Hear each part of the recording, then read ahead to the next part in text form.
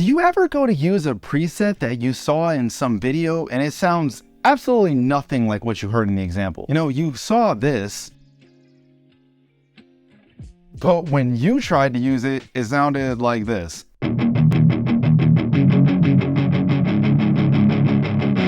Well, no worries, because by the end of this video, my friends, you'll understand why those presets are never even close to a one-to-one, but also what you can do to get them closer. So what's happening, fam? Miami here with JST, and I don't think there's anything wrong with presets at all. I don't totally agree with the one-size-fits-all mixing approach of people that only use presets, but they definitely have their place in the world, and even more so now. I think the number one reason that presets don't work is you aren't working with the right audio source. What I mean is you're not using the same audio source as the person that made the preset. Hey, if someone is using a Dingwall combustion bass and makes a preset with that on a bass amp modeler, you expect it to sound the same when you use a P bass or a jazz bass? These problems come up pretty often with things like distortion and EQ, because without knowing what someone was hearing when they made it, how can you expect it to work for you? Especially EQ. Like, I never expect EQ presets to work unless they're ones that are meant for a master bus, or of course the ones that are in the infamous JST EQ. But seriously, they can ballpark you, but there's no shot that they're gonna work perfectly. The reason I bring this up is we recently released a plugin called Toneforge Disruptor,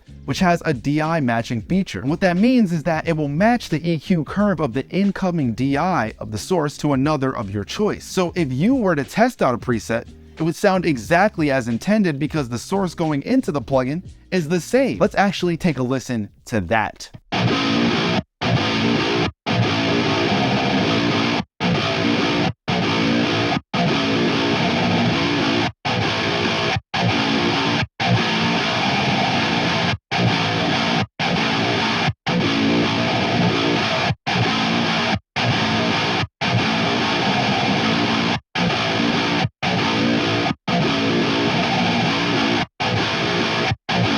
Now, when we first tested this out, it blew my mind how well it actually worked. I think the secret to getting this right is feeding the DI match capture enough information so it can give you a better match. It's not that much different than ChatGPT. The better and more info you feed into it, the more accurate it is. So much so that this entire script up until this moment was written with ChatGPT version 4.0. I'm kidding. But like, you probably could make it sound like me if you wanted to, right? I don't think you can give that thing personality though. It doesn't really have any flavor. And if you're loving that feature, by the way, make sure to grab your free trial of Toneforge Disruptor below to test it out. Hopefully the price point and your extra spending money are a perfect match as well. See, that's what ChatGPT can't do. Anyways, what's another reason that presets don't sound as intended? The gain staging. When people are first starting out, they want to grab a pen and start writing down all the notes from Nail the Mix they can find, as well as recreating the mixer's presets on the screen. I know, I've been there too. Isn't it annoying when you take forever to like copy a preset just right, and then like later on in the video, they make an adjustment and you're like, all the time that I wasted zooming in on these knobs. Well, you might get the parameters right by doing this, but you have to make sure you're paying attention to the input and depending on the plugin, the output as well. Let me show you a couple examples of how important gain staging is.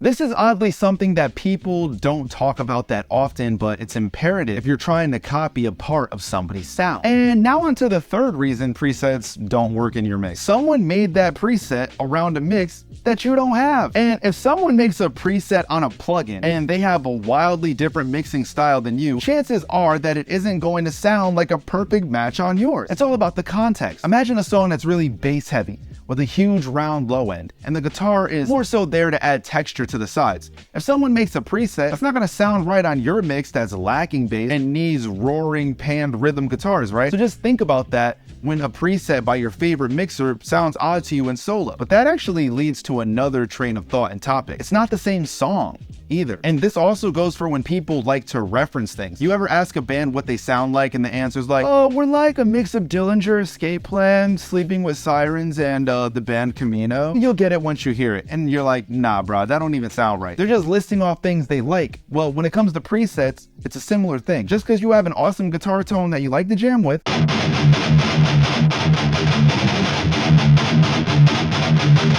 Well, that doesn't mean that it's what's needed to fit into a song like this.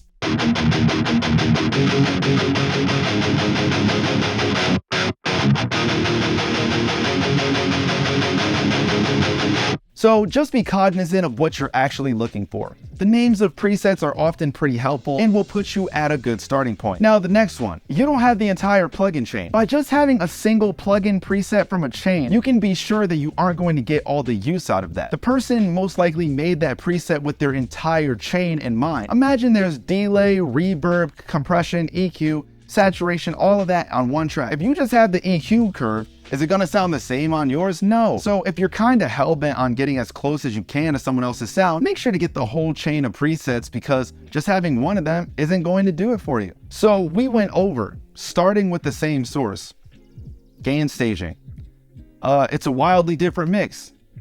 It's a completely different genre. And of course, you don't have the entire plugin chain. Look, everyone has their own preferences and tastes when it comes to audio. So a preset that may sound great to one person may not sound the same to another. Additionally, presets are often designed to be a starting point for further customization, so they're not always going to sound complete or fully polished without additional adjustment. But by taking all of this into consideration, you're definitely gonna find a way to make a preset work in your mix. Is there anything I left out? Are you about to go check out some old sessions to see the gain staging?